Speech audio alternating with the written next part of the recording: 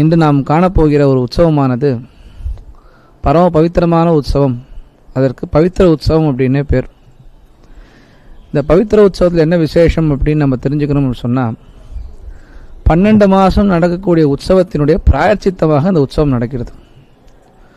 முதல் திருநாள் அன்று யாகசாலையிலே நம்பெருமாளுக்கு 365 திருவாராதனம் அப்படின்னு சொல்லி ஒரு விசேஷமான வைபவம் ஒன்று நடக்கும். அந்த நாட்டில் அந்த நேரத்தில் பெருமாளுக்கு 365 பவித்திரங்கள் சாத்தி 365 திருவாபரம் நடக்கும். என்ன காரணம் அப்படின்னு சொன்னால், இந்த 365 நாளும் பெருமாளுக்கு நடந்த திருவாராதனங்களில் ஏதேனும் ஒரு குறைபாடு ஏற்பட்டிருக்கிறது அப்படின்னு சொல்லணும். எதுவாதனும் குறைபாடு ஏற்பட்டுக்கும் இல்லையா? இப்போ பெருமாள் திருவாரணம் பண்ணணும்னு சொன்னாலே உபச்சாராபதேசேன கிருதா நகரகரம்மையான் அவச்சாராம் இமாம் சர்வாம் க்ஷமஸ்வ புருஷோத்தமான்னு சொல்லி தான் பெருமாள் இடத்துல திருவாரணம் முடிஞ்சவன. ஏதேனும் தெரிஞ்சோ தெரியாமலோ ஏதோ தப்பு செஞ்சிருந்தா அபராதான் இமாம் சர்வாம் க்ஷமஸ்வ புருஷோத்தமான் பெருமாளை திருவடி சேர்த்துட்டு தான் வெளில வரோம் நம்ம எல்லாரும். அதனால் அதுபோல் இந்த 360 நாள் இருக்கிற உற்சவம், இந்த திருவாராதனங்களில் ஏதேனும் மந்திர உச்சாரணங்களிலோ ஏதேனும் தந்திர விஷயங்கள் ஏதோ ஒரு தவறு நடந்திருந்தால் அந்த தவறை நீக்குவதற்காக ஒரு பிராயச்சித்தமாக இந்த உற்சவம் நடைபெறுகிறது. அந்த 360 திருவாரம் தான் நடைபெறுகிறது. 360 திருவாரம் நடைபெற்று பின்னர் வேத சாத்து முறையோட அந்த திருவாரணமானது நடைபெறும். அடுத்தது பிரம்மோற்சவம். அதற்கும் மேற்பட்ட உற்சவமாகவே இந்த பவித்ரோற்சவம் நமக்கு பெரிவால் எடுத்து வச்சிருக்கா. ஆகமத்தில் சொல்லப்பட்டிருக்குது என்ன அப்படின்னா, இந்த 12 மாதம் நடக்கக்கூடிய உற்சவங்களுக்கும் இந்த உற்சவம் பிராச்சித்தமாக இருக்குது. அதனால தான் பிரம்மோற்சவத்தில் முதல் திருநாள் என்னென்ன உண்டோ அந்த முதல் திருநாள் வைபவம் எல்லாமே இந்த பவித்ரோற்சவத்திலையும் உண்டு. திருமஞ்சனமானதோ ரக்ஷாபந்தனமோ பஞ்சகுண்ட ஹோமமோ திரும்பியும் யாகபேரர் இந்த யாகசாலை எழுந்துள்ளது பிரம்மோற்சவத்தில் எப்பயுமே உண்டு. அதே போல் இந்த பவித்ரோற்சவத்திலையும் என்ன உண்டு அப்படின்னு கேட்டால், பெருமாளுக்கு திருமஞ்சனம் உண்டு, ரக்ஷாபந்தனம் உண்டு, அங்கே கருட பிரதிஷ்டை, இங்கே பவித்திர பிரதிஷ்டை பெருமாள் நடைபெறும். பவித்திர பிரதிஷ்டையை பண்ணிவிட்டு பெருமாள் ஸ்கந்த பவித்திரம்னு சாத்துவோம். மாலை போல் பவித்திரம் முதல் நாள் சாத்திட்டு அப்புறம் யாகபேரர் திரும்பி உள்ளே எழுந்துள்ளார். யாகசாலைக்கு 10 நாள் எழுந்துள்ளார். அதாவது யாகபேரர் ஸ்ரீரங்கத்தில் மொத்தம் 40 நாள் எழுந்துள்ளார் இந்த யாகசாலைக்கு. முதல்ல தை மாதம் 10 நாளும், அப்புறம் பங்குனி மாதம் 10 நாளும், அடுத்தது சித்திரை மாதம் 10 நாளும். இது பிரம்மோற்சவத்தில் இந்த 3 நித்தியம் நைமித்திகம் காமியம்னு 3 விதமான உற்சவங்கள் இருக்குது. இந்த நித்தியம் நைமித்திகம் காமியம் 3 விதமான உற்சவங்களுக்கும் பிராயச்சித்தமாக ஒரு உற்சவம் நடைபெறுகிறது என்றால் இந்த பவித்ரோற்சவம் ஏற்கனவே சொன்னோம். அந்த பிரம்மோற்சவத்தில் என்னென்ன கிரமேணதாக்கள் உண்டோ அதே கிரமேணதாக்கள் முதல் நாள் என்னென்ன உண்டு சொன்னோம். திருமஞ்சனம், ரக்ஷாபந்தனம், பஞ்சகுண்ட ஹோமம், கருட பிரதிஷ்டைக்கு மேலே இங்கே பவித்திர பிரதிஷ்டை செய்து யஜ்யபேரர் உள்ளே எழுந்துள்ளார். ஸோ 40 நாள் 40 நாள் யஜ்யசாலையில் யாகபேரர் எழுந்துள்ளது இந்த உற்சவத்தில் விசேஷம். அது 10 நாள் இந்த பிராச்சித்த உற்சவத்திற்காகவே யாகபேரங்க எழுந்துள்ளார். ஒன்று. ரெண்டாவது, இந்த 10 நாள் இந்த 9 நாள் உற்சவத்தில் ஒரு விசேஷமான ஒரு நாள் உண்டு. என்ன அப்படின்னு கேட்டால், அங்க உபாங்க சேவைன்னு சொல்லுவோம். பொதுவாக மக்கள் புரியுறதுக்காக பூச்சாண்டி சேவைன்னு சொல்லுவாங்க. அது சரியாக சொல்லணும்னா அங்க உபாங்க சேவைன்னு சொல்லுவோம்.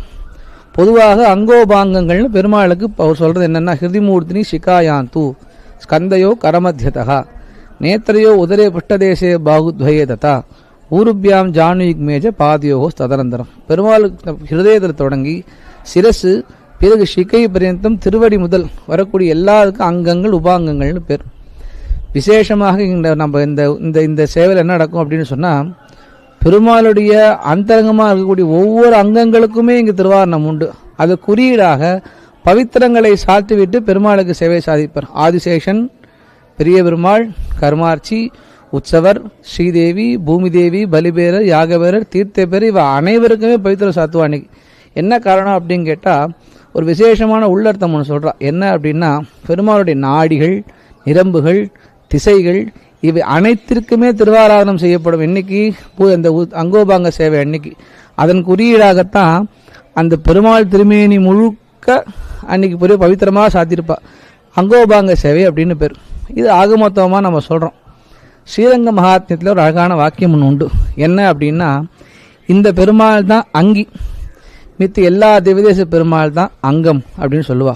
ஸ்ரீனிவாச புஜாந்தராயண மகாவும், பெருமாளுடைய தோள்களில் ஸ்ரீனிவாசம் இருப்பதாகவும் பெருமாளுடைய முகத்தில் 6வது அந்த அழகான 6வது இருப்பதாகவும் சொல்லுவாள்.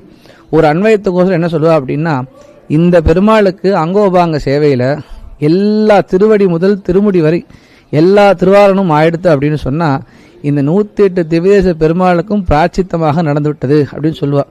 இந்த அங்கோபாங்க சேவை இன்னும் ஸ்ரீரங்கத்தில் அனுஷ்டானமாக இருக்கக்கூடிய காரணம் 108 திவ்யதேச பெருமாளுக்கும் இந்த பவித்ரோசம் ஸ்ரீரங்கம் நடந்துடுதுன்னு சொன்னால் எல்லா பெருமாளுக்கும் பவித்ரோசம் நடந்தார் போலே அப்படின்னு சொல்லுவாள். இந்த உற்சவம் மொத்தம் 9 நாள் நடக்கிறது. முதல் திருநாள் யாகசாலையிலே பெருமாள் பூ பரப்பி பெருமாள் ஒரு ஆவணி மாதம் சுக்லபட்சம் ஏகாதசி தொடங்கி இந்த உற்சவம் ஆரம்பிக்கிறது. பூ பரப்பி ஏகாதசி அப்படின்னு இந்த ஊரில் சொல்றது காரணம் என்னன்னா, பெருமாள் இந்த தன்னுடைய மூலஸ்தானிலேருந்து புறப்பட்டு வந்து யாகசாலைக்கு முன்னே மண்டலம் போல புஷ்பம் நிரப்பியிருப்பாள். பொதுவாக அந்த யாகசாலை முன்னே புஷ்பம் நிரப்பி அதன் மேலே பெருமாள் எழுந்து ஒரு ராஜோபச்சாரம். இது பூ பரப்பி ஏகாதசி. இந்த ஏகாதசின்னு உற்சவம் திறக்கிறது. யாகசாலைக்கு போவதற்கு முன்னே பகவான் அந்த பூவை மேலே பரப்பியிருப்பா. அதன் மேலே நின்று பகவான் இங்கே எழுந்துள்ளிருந்து மேலே யாகசாலைக்கு எழுந்துள். பூ பரப்பி ஏகாதசின்னு விசேஷமான உற்சவம். 9வது உற்சவம் முதல் திருநாள் யாகசாலை திருவாரணம் பஞ்சகுண்ட ஹோமம் ஸ்கந்த பவித்திரம் சாத்தி பெருமாள் ராத்திரி அருணபாலம் சியாகும். 2வது நாள் அங்கோபாங்க சேவை.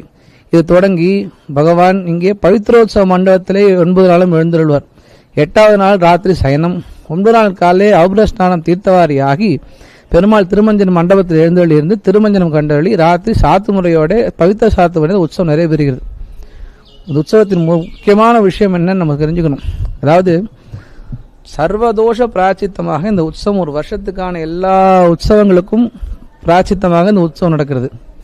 இந்த 365 நாளும் நடக்கக்கூடிய திருவாராதனத்துக்கு பிராச்சித்தமாக திருவாரம் நடக்கிறது. அதனால இந்த உற்சவத்தில் பெருமாள் தான் நடத்தக்கூடிய உற்சவங்கள் ஏதோ லோபம் ஏற்பட்டால் தானே அதுக்கு பிராச்சித்தம் பண்ணிக்கொண்டு உற்சவத்தை நடத்துகிறார்.